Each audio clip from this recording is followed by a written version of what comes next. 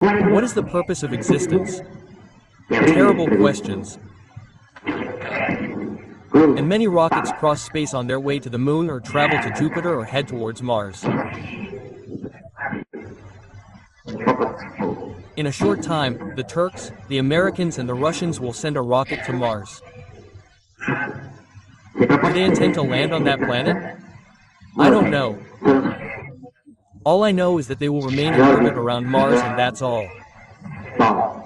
Or so, they have told us, they have let us know. But I tell you the truth. What is man? We have created powerful ships that sail and sail through evils, but we have not been able to create a simple vegetable seed with specific possibilities.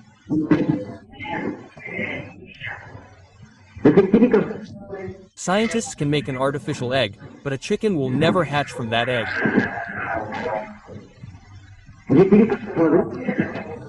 Scientists could even create male and female gametes, that is, sperm and eggs, place them in wombs, but there would never be a conception, a new creature would never emerge from there. They play with what has already been done. They perform artificial inseminations, transplants, and plant grafts, but the wicked continue as they are. They do not know how to create life. If we put the chemical substances of a sperm and an egg on a laboratory table and ask scientists to make a patient and make an egg and unite them to the sperm with the egg, they will do it.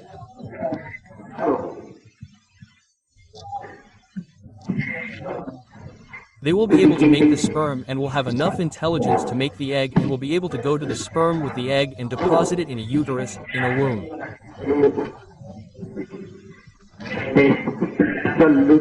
But you can be absolutely sure that a man will not come from that invention.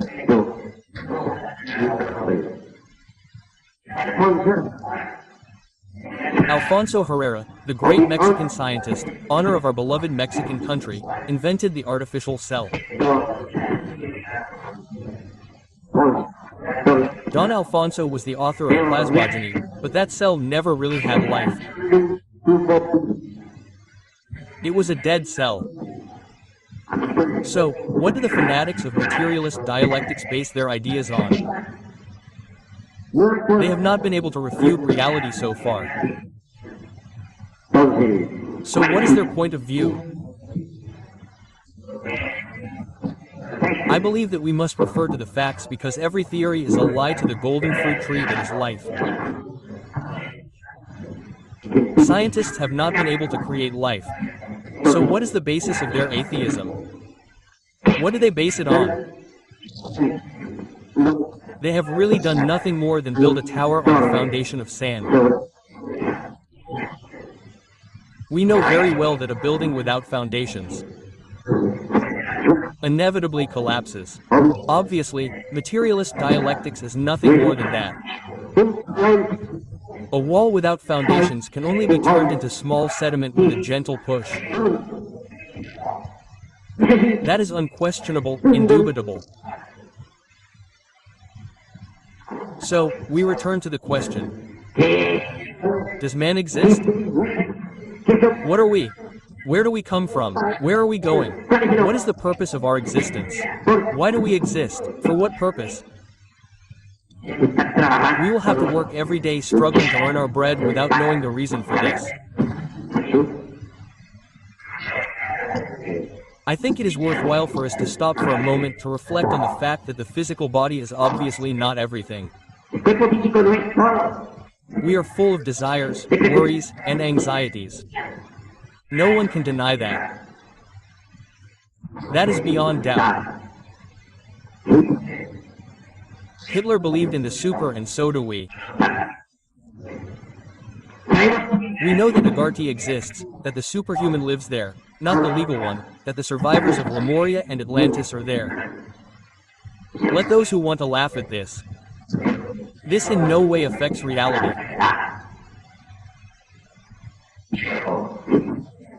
But it was not related to the Superman as his painting in Berlin implied.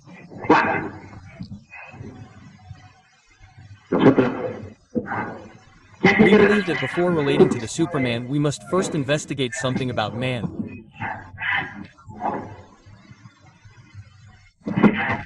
Man is something that deep down is nothing more than an enigma that we do not understand. However, it is necessary to understand, to inquire. Let us begin with the physical body that we have. It has cells. Who could deny it? Each cell is composed of molecules, and molecules are composed of atoms, and atoms are composed of ions and electrons and neutrons, etc., etc., etc. Obviously, if we disintegrate any atom of our physical body, we release energy. No one could deny this. Atomic physicists do not ignore this. In the final analysis, the physical body is energy. Who could deny it? Who would dare to?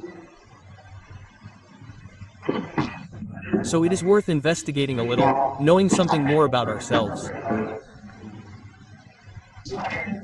Obviously, cells have a magnetic field. This has been completely discovered by official science. What could the cellular magnetic field deny? Who could understand the electromagnetic processes inside a living cell? Scientists know the mechanics of the cell, but they know nothing about its vital background. Obviously, the vital background is energy. Seers go further. They say that there is a vital background. They say that the human body has formative units, and this is the starting line or vital body or bodies of the track.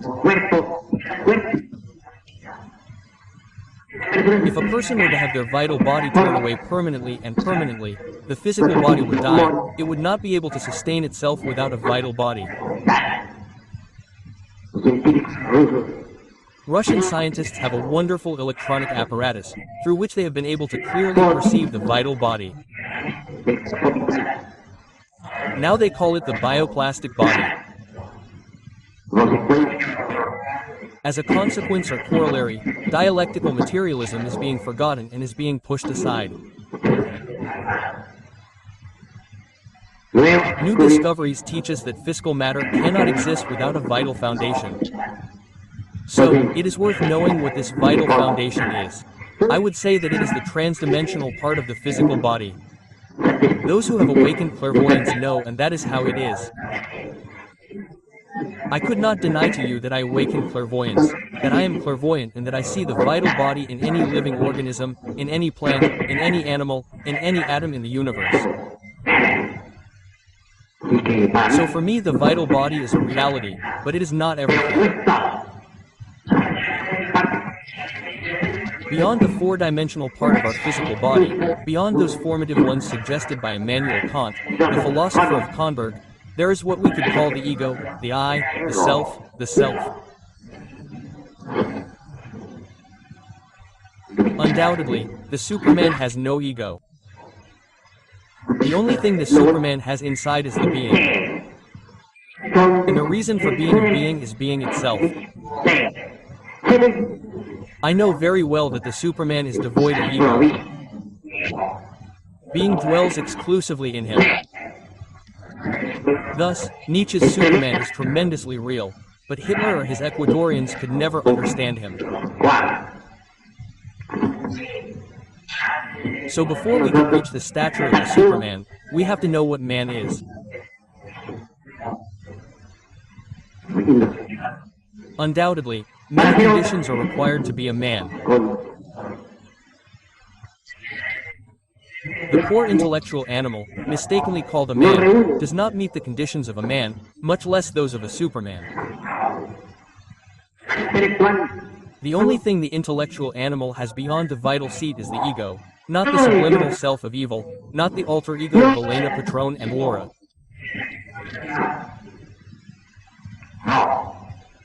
No, the intellectual animal has within itself the animal ego, and this ego in itself is nothing more than a sum of inhuman elements that our interior is charged with. Electromagnetic, I would say. Anger, greed, lust, envy, pride, laziness. Perhaps inhuman events exist within us. They are represented by inhuman civic aggregates.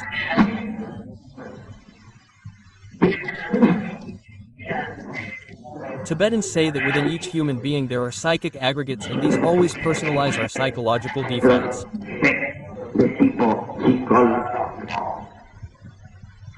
Beyond this, what does the poor intellectual animal have? Verver would say the essence. Verveer's thesis is exact. It is the same as that of the Tibetans, the same as that of the lamas of Sun Kappa, the same as that of the lamas of El and of the entire central plateau of Tibet. The essence, yes, that greatness that is in us, we do not deny it. It has come from the stars above, from Uania, from the galaxy in which we live, but unfortunately it is bottled up between the ego, between the I, between the myself, between the self. For this reason it is processed by virtue of its own conditioning. So the essence, the consciousness is dormant in each one of us. This is unquestionable, indubitable, but unfortunately they are unaware that their consciousness is dormant. They feel awake, and if someone is told that they are asleep, that person might feel offended. The harsh reality of the facts is that people sleep, but they are unaware that they are sleeping. They do not know and do not even know that they do not know. The reality is that everyone sleeps and sleeps deeply. Suck it, Niet, the survivors of Lemuria and Atlantis in the subterranean kingdom of Parte do not sleep. I mean that their consciousness is not asleep, even when their physical body sleeps at a given moment for the very natural rest. The consciousness always remains alert and vigilant like an Empyrean in times of war.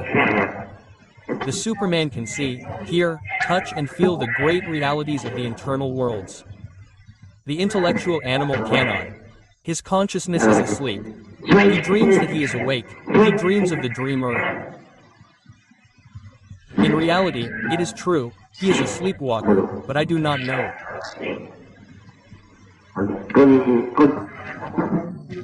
Continuing with these intellectual analyses, we will say the following. The stature of man could not be reached if the superior existential bodies of the being were not first manufactured. In the field of parapsychology, much has been said about the current body, about the idol. Experiments have been done with the idol. It has sometimes been possible to materialize the idol in a laboratory, as William C.R. did. In the presence of many scientists.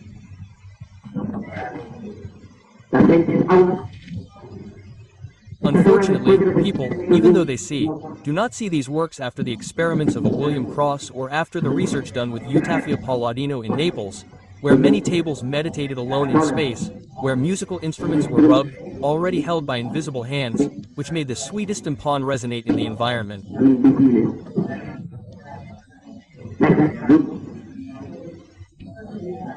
There should no longer be widespread disbelief, but it is done. The experiment amazes a few and the rest remain skeptical. We would have to do experiments that would amaze 4.5 billion people if we wanted world skepticism to disappear. But I am sure that even if massive experiments were carried out for the masses, the epistemology would continue. So I have said that it has been demonstrated in pain, but unfortunately people are unaware of the experiments that have been done with Elon.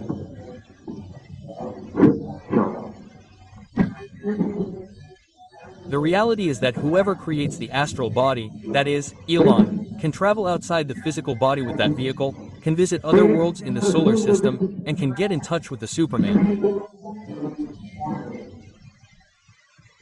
Creating such a body is something extraordinary, marvelous.